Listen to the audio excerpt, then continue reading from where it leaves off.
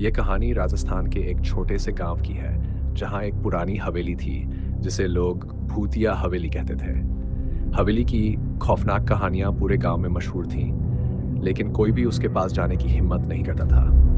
कहा जाता था कि वहां रात के समय अजीबोगरीब आवाजें आती हैं, और जो भी वहां गया वह या तो कभी वापस नहीं लौटा या पागल होकर लौटा। गांव वालों के बीच ये विश्वास था कि हवेली में बहुत साल पहले एक अमीर जमींदार का परिवार रहता था। जमींदार क्रूर और अत्याचारी था। उसने गांव के कई लोगों पर अत्याचार किए थे, उनकी जमीनें हड़प ली थी और उनके साथ बुरा बर्ताव किया था।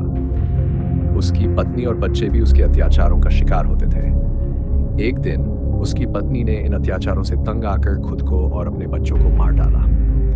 इसके बाद हवेली में हर रात उनकी आत्माओं की चीखें गूंजने लगी।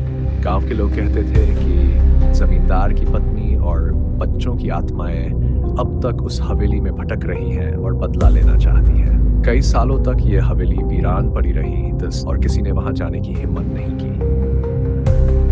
लेकिन गांव में एक नया लड़का आया जिसका नाम राजू था। राजू को भूत प्रेत जैसी बातों पर यकीन नहीं था।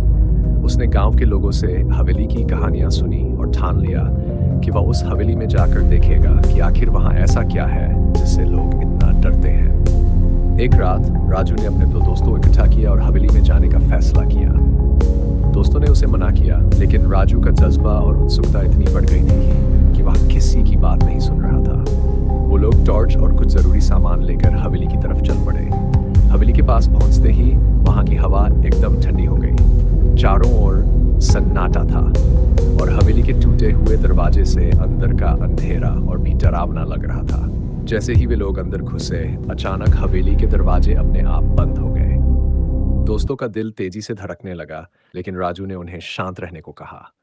अंदर घुसते ही उन्हें दीवारों पर पुराने समय की तस्वीरें और फटे पुराने पर्दे दिखाई दिए। अम, अ, हवेली के बड़े हॉल में अजीब सी बदबू थी और वहां एक पुराना जूला हिल रहा था, जैसे किसी ने उसे अभी अभी धक्का दिया हो। अचानक एक जोरदार चीख की आवाज आई और सबके पैर थर थर कांपने लगे। राजू ने टॉर्च जलाकर इधर उधर देखा, लेकिन कुछ दिखाई नहीं दिया। तभी एक काली छाया दीवार पर तेजी से भागती हुई दिखी। सबने घबराकर भागने की कोशिश की, लेकिन हवेली का दरवाजा अंदर से बंद हो चुका था।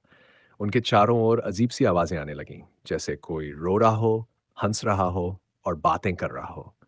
राजू की हिम्मत टूटने लगी और उसे एहसास हुआ कि उसने बहुत बड़ी गलती कर दी है।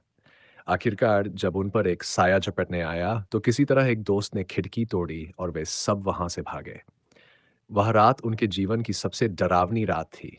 वे सब पसीने में डूबे हुए और बुरी तरह डर कर गांव लौटे। राजू ने उस रात के बाद कसम खाई कि वह फिर कभी उस हवेली के बारे में नहीं सोचेगा।